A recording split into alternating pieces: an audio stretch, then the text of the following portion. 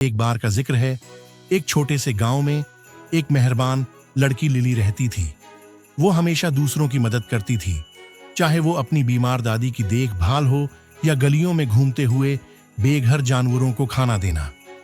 उसकी नेकी गांव में मशहूर थी। एक दिन जब लिली जंगल के रास्ते से गुजर रही थी, उसने एक खूबसूरत परी को देखा जिसका नाम फे था।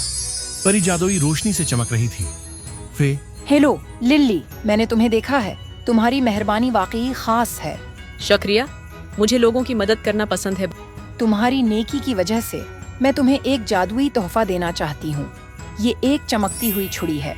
ये तुम्हारी बहुत मदद करेगी, लेकिन याद रखो कि इसका इस्तेमाल होशियारी से करना, वर इसे हमेशा अच्छे काम के लिए इस्तेमाल करना। बहुत शुक्रिया फे, मैं उसे दुनिया को बेहतर बनाने के लिए इस्तेमाल करूंगी।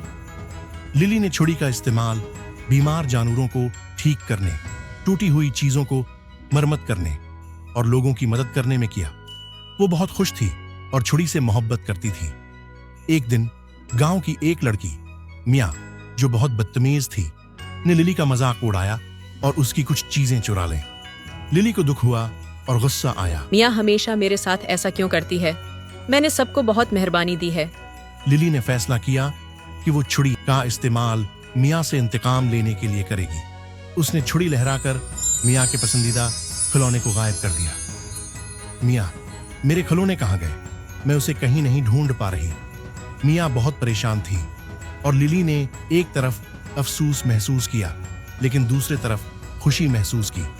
रात को जब वो दोबारा छुरी का इस्तेमाल करने वाली थी, ये अचानक अपनी चमक खो गई और गायब हो गई। और नहीं, छुरी चली गई है।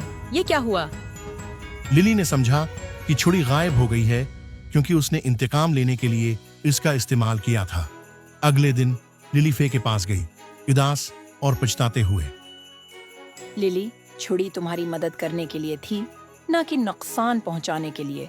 सच्चा जादू नेक दिल्ली में होता है, छुरी में नहीं। फे, मैंने छुरी का इस्तेमाल इंतकाम लेने के लिए किया और अब ये चली गई है।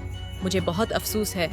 लिली ने अपनी गलती समझ ली और वादा किया कि वो हमेशा मेहरबान और माफ करने वाली रहेगी, चाहे उसके पास चढ़ी हो या नहीं। उसके बाद लिली ने अपनी नेकी जारी रखी, लेकिन इस बार एक ज्यादा समझदार दिल के साथ। अगरचा उसने दोबारा कभी चढ़ी नहीं देखी, लेकिन उसने पाया कि नेकी और मुआफी सबसे बड़ा जादू है। अखलाकी सब। सच्चा जादू नेकी और मुआफ कर देने में होता है, इंतकाम लेने में नहीं।